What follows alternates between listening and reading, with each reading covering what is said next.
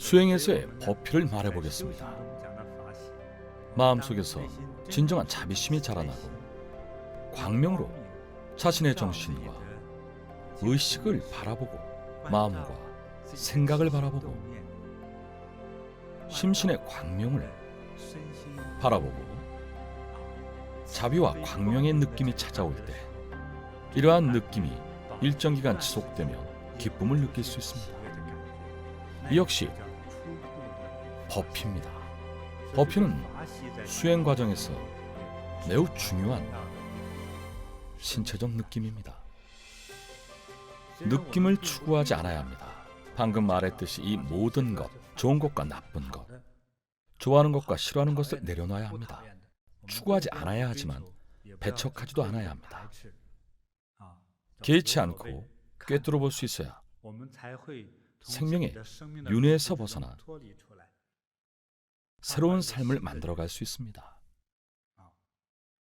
이렇게 수행을 할 때 자비의 광명으로 자신을 바라보면 매우 온화하고 자비로운 초연한 모습을 볼 수 있습니다. 이러한 모습은 하늘과 불보살의 눈에만 보입니다. 일반인의 눈에는 보이지 않습니다. 인간의 몸에는 빛이 있습니다. 사람마다 빛이 다르고 두께도 다릅니다. 감정 상태에 따라 빛도 달라집니다. 감정에 따라 에너지도 달라집니다. 살기가 가득하다라는 말을 들어보셨나요? 중국의 고수에 자주 나옵니다. 장군이 복수를 위해 병사를 이끌고 살기를 가득 품고 원수를 죽였다. 이때 장군의 몸에서 발산되는 자기장이 바로 살기입니다.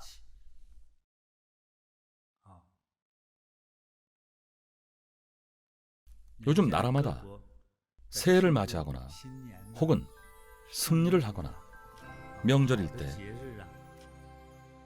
민족도 다르고 문화도 다르지만 똑같은 모습이 있습니다. 첫째, 다들 춤추고 노래하고 폭죽을 터뜨립니다. 불꽃놀이는 선녀가 꽃을 뿌리는 모습을 본뜬 것입니다. 미묘하고 다채로운 색이 하늘에서 내려옵니다. 하늘에서 아름다운 꽃잎이 떨어지며 향긋한 내음으로 행복해집니다. 전 세계인들이 함께 만들어내는 이러한 모습은 참 보기 좋습니다. 이렇게 행복하고 아름다운 느낌에 빠져들 때 정신세계에서는 하늘의 선녀가 아름다운 꽃잎을 뿌려주는 듯한 느낌을 받습니다. 이러한 행복감은 다양합니다. 간혹 자비심이 마음으로부터 올라올 때나 연부를 열심히 했을 때 심장과 손에서 향긋한 꽃내음이 납니다. 몸의 변화가 시작된 겁니다. DNA는 바꿀 수 없다고 합니다. 하지만 과학자들은 현재 우리가 느끼는 감정, 먹는 음식, 시청한 영화, 몸에 생긴 병 등이 모두 DNA에 기록된다고 말합니다. 그렇다면 오늘의 기쁨, 오늘 한 염소, 오늘 한 미묘한 관상은 어떨까요? 역시 모두 DNA에 기록됩니다. 이러한 것이 다시 유전을 통해 전해지면 아이는 행복하고 아름다워집니다. 그래서 조상이 수행을 하고 착하게 살고 남을 도우면 그 후손은 대부분 착하고 능력 있는 아이가 태어납니다.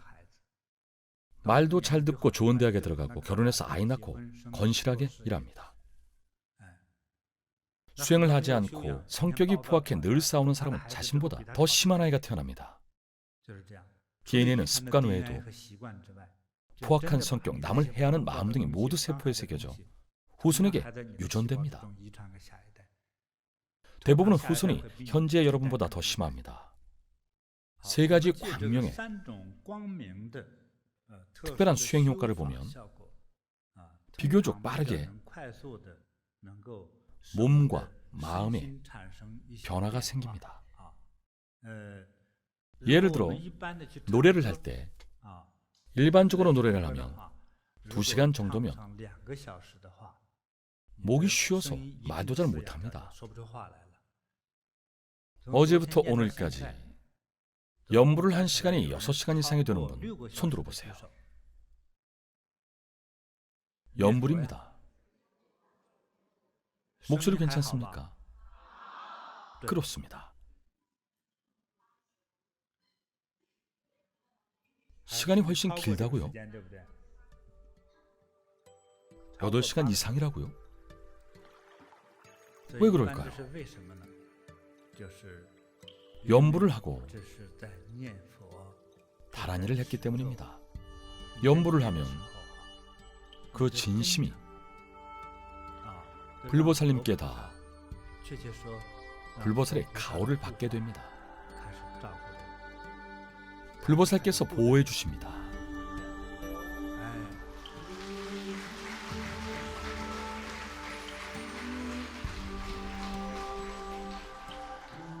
노래방에 가서 노래를 하면 3곡만 불러도 목이 아프고 말도 잘 안 나옵니다. 연불은 오래 해도 설사 한 달 동안 연불한다 해도 정상적인 상황에서는 목이 쉬지 않습니다. 미친 듯이 난리를 치지 않고 정상적으로 연불을 하는 한 아무 문제도 생기지 않습니다. 그리고 연불을 하고 나면 목에 감로가 생기는 것을 느낄 수 있습니다. 감로가 생깁니다.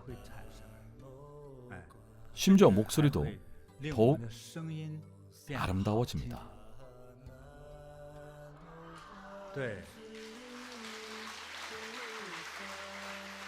환희와 공경하는 마음으로 연불을 하면 마음은 아름다워지고 몸은 건강해지고 얼굴은 예뻐집니다.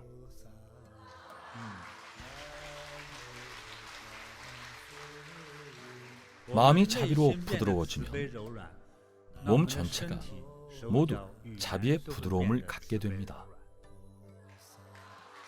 자비의 부드러움을 얻은 손과 발은 부귀영화를 잡습니다.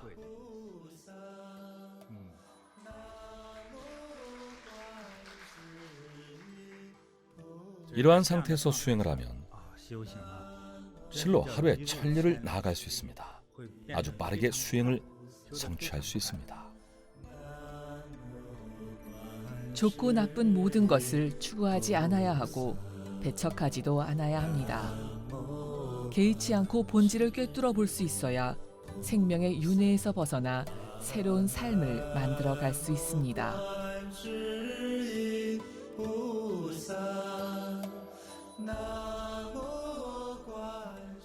어제 법문에서 3가지 광명을 말씀드렸습니다. 다들 수행을 할 때는 마음을 안정시켜야 합니다. 마음의 변화는 몸의 변화를 이끌고 속도도 매우 빠릅니다. 그렇게 상대적으로 안정될 수 있습니다. 오늘 다시 말씀드리겠습니다. 이 자리에 앉아 수행을 하다 보니 허리도 아프고 등도 쑤시고 특히 다리가 아주 아프죠. 다리가 있다는 게 고통스러운 일인지 몰랐는데 법문을 듣다 보니 다리가 고통을 주죠. 그런 느낌이 드시나요? 하지만 이런 고통에는 장점이 있습니다. 수행의 과정에서 고통은 필수입니다. 필수입니다. 여기서 1시간 아프면 앞으로 10년의 재앙이 사라집니다. 어떻습니까? 할만합니까?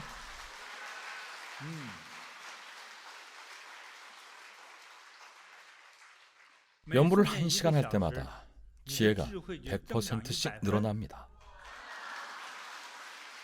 그렇습니다. 이번 연불반의 수행을 마치고 나면 여러분 모두 성격이 변할 겁니다. 불같던 성격이 자비롭고 부드러워질 것입니다. 그렇습니다. 만인의 적에서 만인의 연인이 되어 있을 겁니다. 대부분 결혼 생활이 불행하거나 결혼을 못한 사람들은 성격이 나빠서입니다. 못생겨서가 아니라 성격이 나빠서죠. 그런데 갑자기 성격이 바뀌어서 다들 싫어하고 피했었는데 이제는 다가오고 좋아합니다. 모두가 반기는 사람 되니 얼마나 좋습니까? 남을 미혹하는 것이 아니라 모두가 여러분을 좋아한다는 겁니다. 좋은 사람이니까요. 친구도 많고 누구도 피하지 않습니다. 인생에 큰 변화가 생깁니다. 여기에서의 고통은 수행의 고통을 말합니다. 이 고통과 통증을 겪지 않으면 업으로 인한 고통이 사는 동안 마치 영화처럼 쏟아질 것입니다. 교통사고로 죽을 운명이면 그리 될 것이고 젊어서 암으로 죽는 사람도 많습니다. 장례식장이나 화장터에 가보면 젊은 사람이 주로 화장하는 경우가 너무 많습니다. 수행 과정에 체험하는 육체적 고통은 정말 필요한 고통입니다. 정말 필요합니다. 복과 인연이 있는 사람만이 이러한 고통을 체험할 수 있습니다. 이 고통을 겪어야만 수많은 행복을 얻을 수 있기 때문입니다.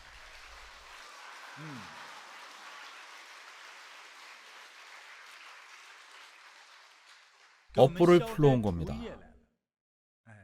이 자리에서 1시간 고통을 겪으면 전생에 쌓은 악업을 풀 수 있으니 얼마나 좋습니까?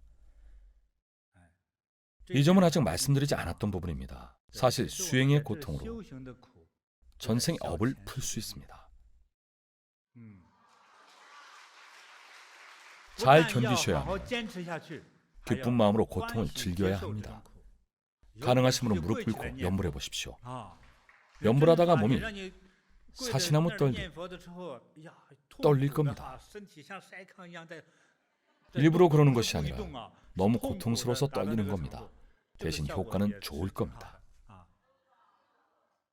정말입니다. 농담이 아닙니다. 너무 힘들면 다시 앉아서 하십시오. 다만 절대 졸아서는 안 됩니다. 무릎 꿇고도 존다면 제가 상을 드리겠습니다. 무릎 꿇고 염불하면 잠이 올 수가 없습니다. 해보세요. 아니면 입에 매운 고추를 물고 하시든지요. 옛날에 선비들은 대들보에 머리를 묶고 공부했습니다. 옛날 사람들은 머리가 기니까 끈으로 대들보에 머리를 묶었습니다. 졸면 머리가 잡아당겨지죠. 몇 번씩 머리가 당겨져도 잠이 오면 어떻게 했을까요? 송곳으로 허벅지를 찔렀습니다. 잠을 깨려 송곳으로 찔렀으니 얼마나 아프겠습니까? 그렇게 해서 장원급제를 했습니다. 수행을 하는 우리는 더욱 노력해야 합니다. 제가 오늘 기분이 좋아 참 많은 이야기를 해드렸습니다.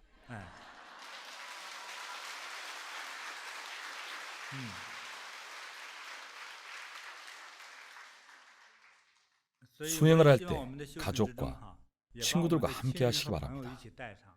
여러분의 친구, 가족, 부모님도 모두 길상하고 건강하며 소원 성취해야 하니까요.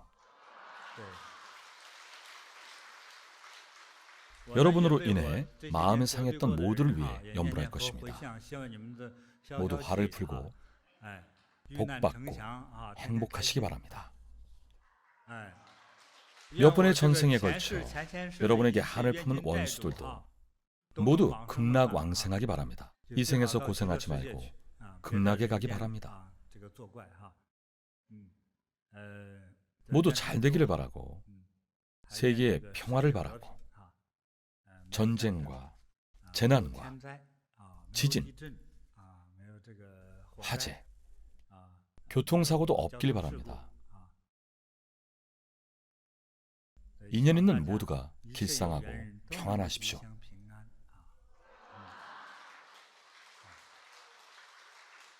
자비심을 갖고 축복한 모든 것들, 이곳의 바닥재마저도 가치가 있습니다. 몸에 지니고 다니면 사고가 안 날지도 모릅니다. 정말로 모든 것들이 축복으로 변하고 길상한 에너지가 됩니다. 실제로 사용할 수 있는 축복의 에너지입니다.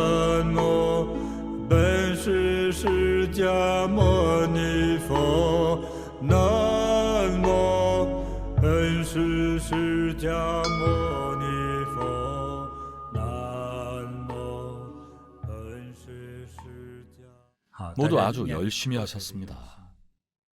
자리에 앉으세요. 많은 분들이 딱딱한 바닥에 무릎 꿇고 염불을 했습니다.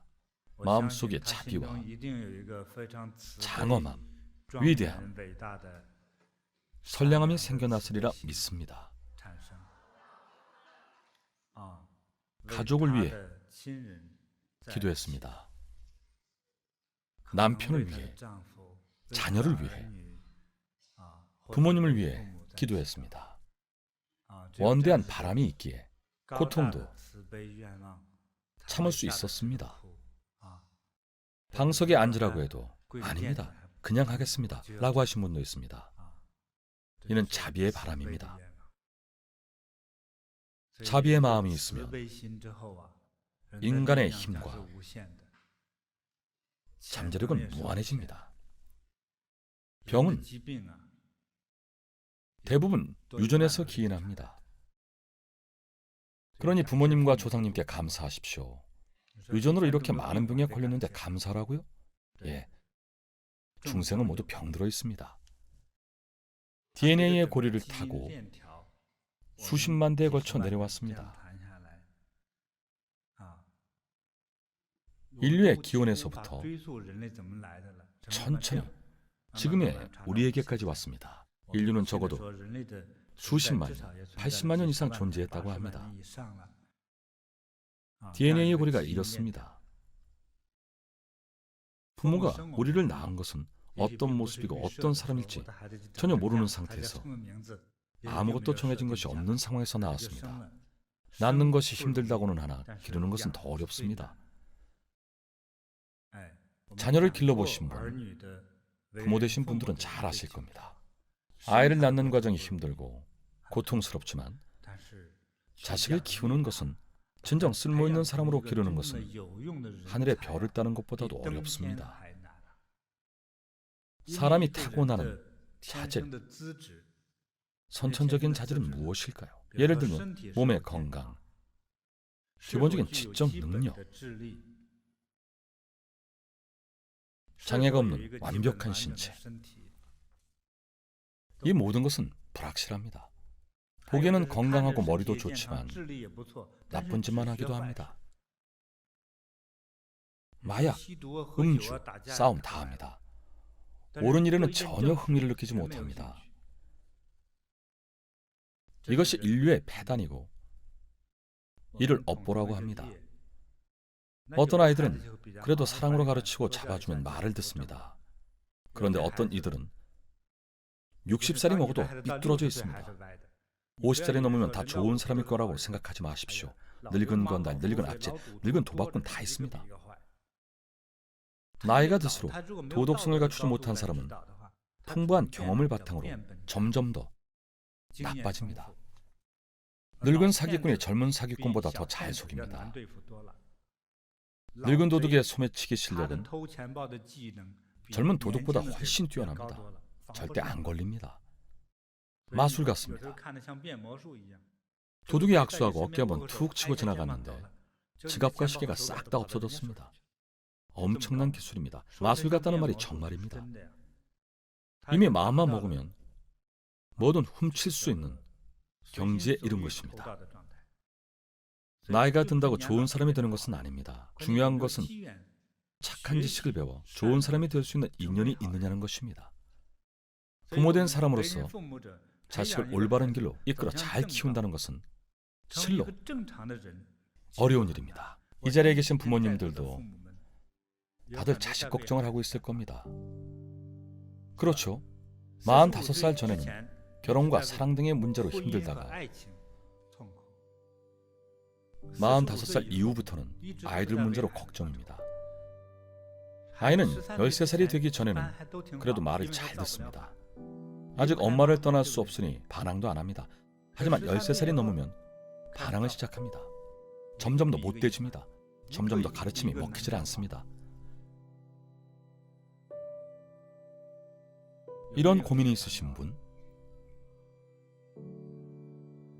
어떻게 해결하십니까? 방법이 있으신가요? 저한테 있습니다. 한번 해보십시오.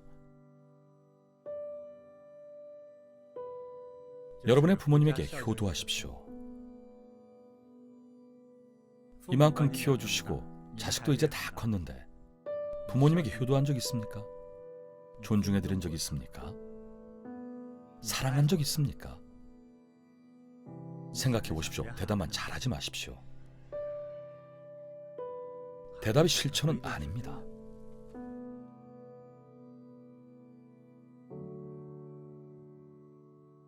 부모는 자신이 굶어 죽더라도 자식에게 음식을 줍니다.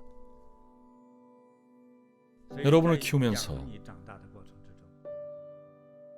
3살 이전에 3일만 돌보지 않았다면 여러분은 죽었을 겁니다. 성장 과정에서 조금만 덜 관심을 주었어도 삐뚤어졌을 것이고 아버지가 매를 들지 않았다면 건달이 되었을 겁니다. 감사해야 합니다. 감사를 모르겠다면 여러분의 후손을, 이미 엉망이 되어버린 건강을, 이미 거의 마비가 되어버릴 듯한 머리를, 무지의 고통에 빠진 머리를 생각해 보십시오.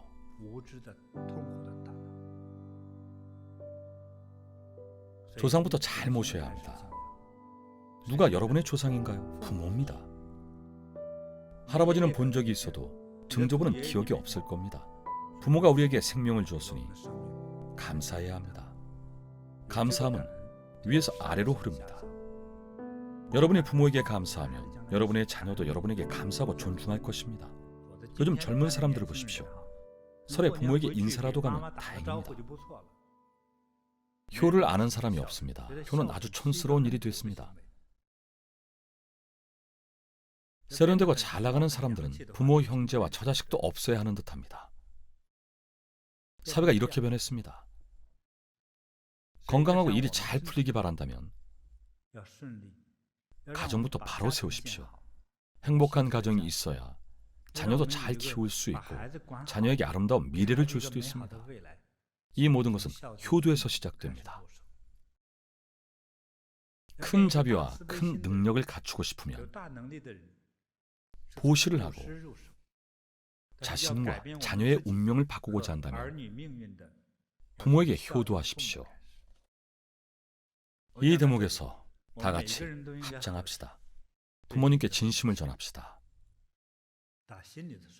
감사합니다. 사랑합니다.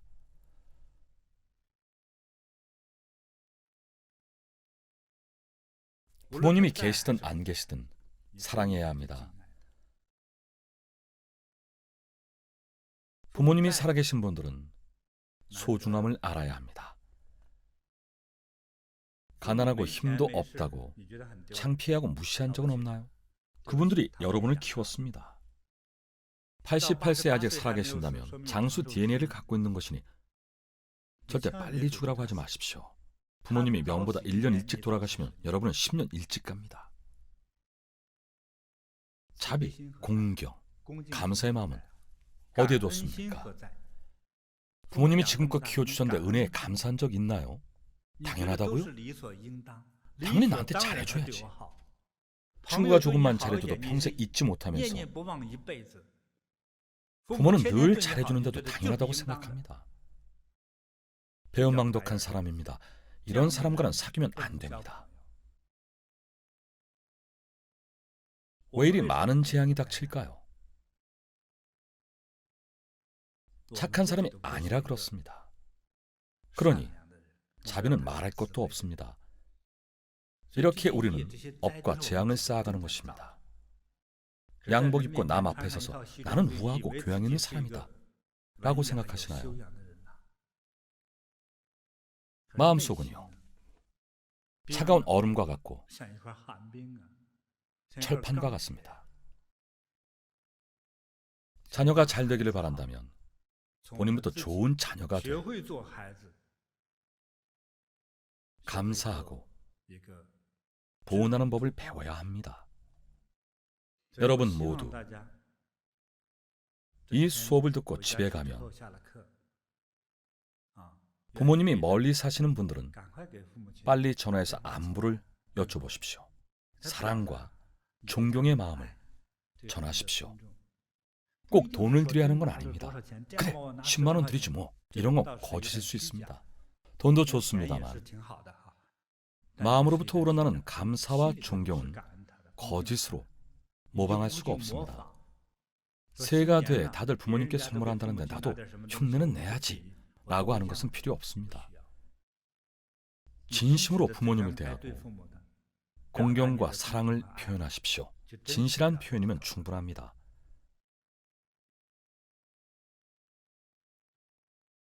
그래야 본인도 잘 되고 자녀도 잘 됩니다. 이는 에너지와 공덕의 전달이자 업보의 움직임이라는 것을 잊지 마세요. 이는 유전을 넘어섭니다. 혈통으로 연결되어 있으면 아이를 낳고 나서 죄를 지어도 그 에너지가 모두 아이에게 전달됩니다. 이것이 법입니다. 휴대전화가 무선으로 연결되던 말입니다. 사람들은 아이가 뱃속에 있을 때 엄마가 하는 모든 것이 아이에게 전달된다고 생각하는데 사실은 아이가 태어난 후에도 지속해서 여러분의 공덕과 선행이나 악행이 모두 전달됩니다. 그저 나이가 든다고 좋은 사람이 되는 것은 아닙니다. 자식을 올바른 길로 이끌어 좋은 사람으로 키우는 것은 어려운 일입니다. 자신과 자녀의 운명을 상서롭게 바꾸고자 한다면 부모에게 효도하는 것부터 시작해야 합니다. 자비는 효에서 시작합니다. 자신과 자녀의 운명을 바꾸고자 한다면 부모에게 효도하십시오.